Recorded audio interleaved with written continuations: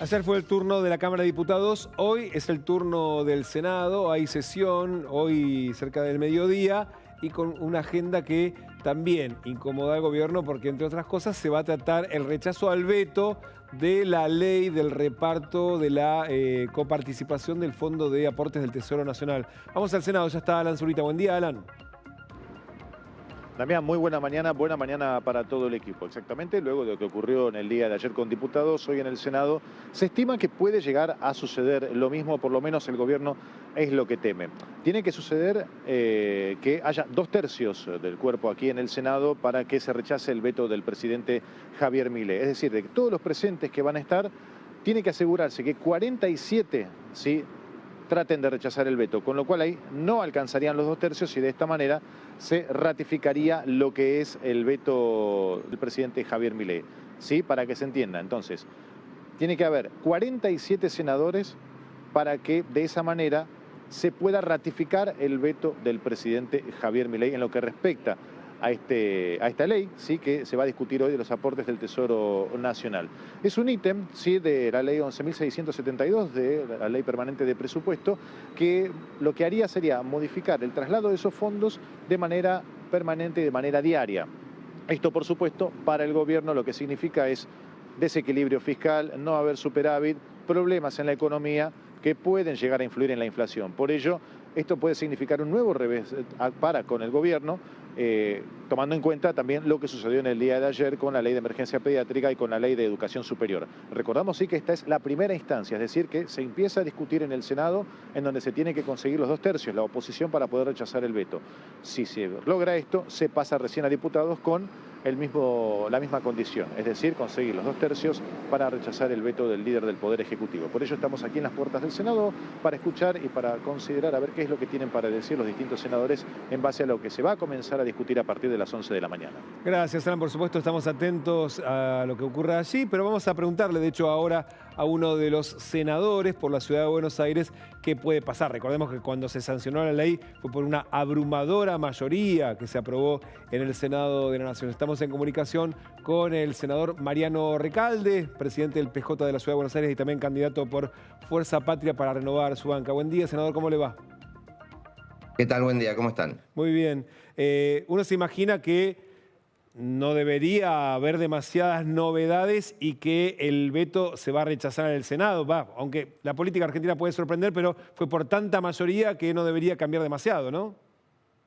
Totalmente. A veces sorprende, como decís vos, pero no debería haber sorpresas hoy. Me parece que esta ley, que vino aprobada prácticamente por unanimidad, con un consenso de los 23 gobernadores más el jefe de gobierno de la Ciudad de Buenos Aires, inédito, nunca un gobierno logró tanta unidad del otro lado, que viene además empujada no solamente por esa realidad, sino por otros vetos rechazados, por la votación de ayer en la Cámara de Diputados, por la enorme, masiva y pacífica movilización que hubo ayer.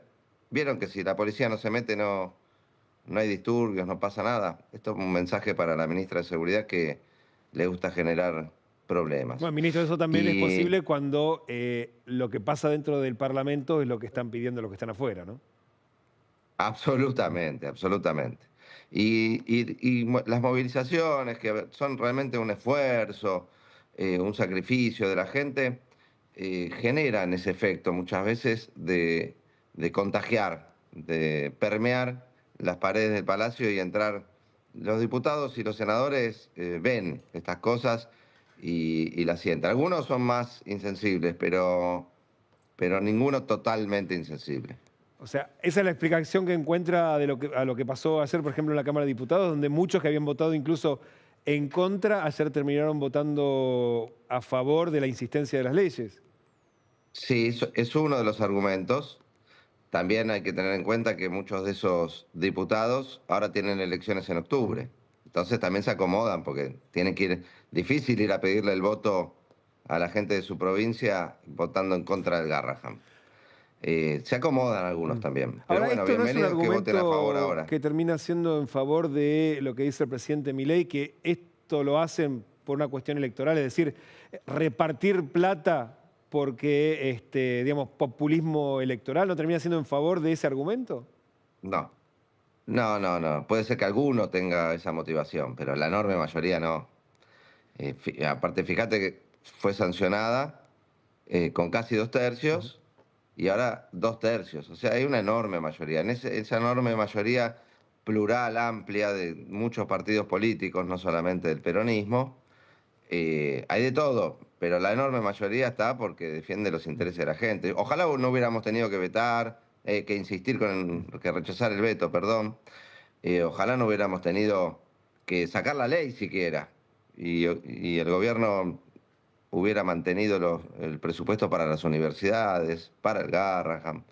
Pero lamentablemente estamos en esta realidad y bueno, nosotros nos toca representar a los que nos votaron y lo hicimos del primer día.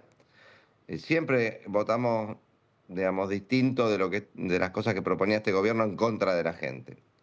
Algunos ahora se acomodan, pero bueno, es parte de la política. Le hago una primera pregunta para después hacerle la segunda, que tiene que ver con digamos, la insistencia del gobierno, que ayer lo dijo el lunes el presidente en su cadena nacional, de el punto de partida es equilibrio fiscal como mínimo, superávit fiscal lo óptimo. ¿Está de acuerdo en equilibrio de las cuentas públicas?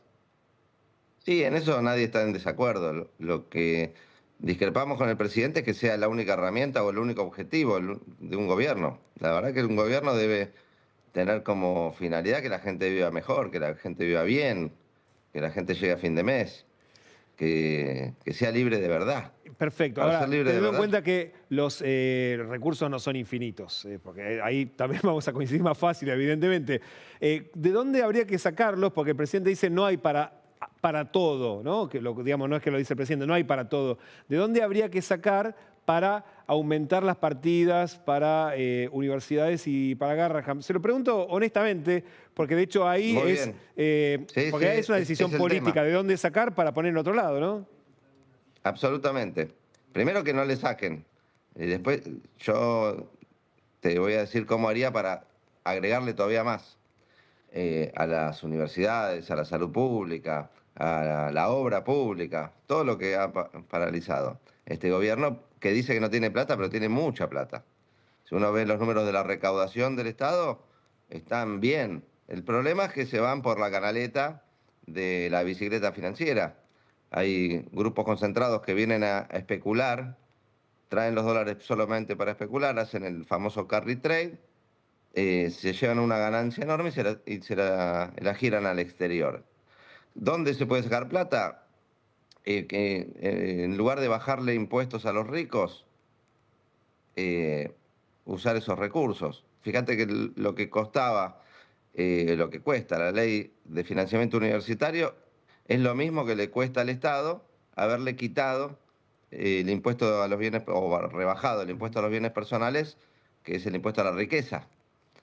Podríamos financiar el Garrahan y mucho más con las retenciones que le dejaron de cobrar a las mineras. La verdad que no veo que las mineras sean un sector vulnerable de la sociedad que haya que ayudar en este momento. Me parece que la prioridad está en las personas con discapacidad, los niños del Garrahan.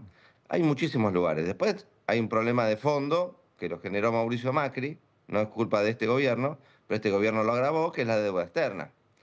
Si uno destina a intereses de la deuda 10 veces más de lo que destina para sostener el Garrahan, y bueno, estamos en un problema en la Argentina. Me parece que eso es lo que hay que atender. Y este gobierno, en lugar de sentarse a renegociar de una manera más firme, tampoco pasó en los gobiernos anteriores, hay que reconocerlo, sigue tomando más deuda.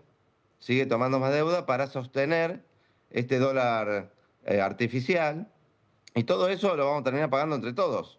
No es gratis este jueguito del presidente y de Caputo y sus amigos de ganar guita y mucha guita timbeando con el carry trade. Para finalizar, senador, la sesión de hoy ya uno puede imaginar que va a votarse el rechazo al veto, la insistencia de la ley. ¿Hay alguna agenda prevista para lo que se votó ya en diputados?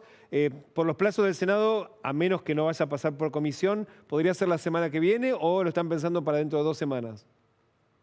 Ayer me decían, y te lo digo como primicia, pero a confirmar, el 2 de octubre sería la sesión para terminar de rechazar los vetos en emergencia pediátrica, el Garraham, y el financiamiento universitario. O sea, 2 de octubre, en 2 semanas. en 2 semanas. Bueno, vamos entonces a esperar ese momento. Senador, como siempre, muchísimas gracias. Que tengas buen día. No, gracias a ustedes. Un abrazo grande.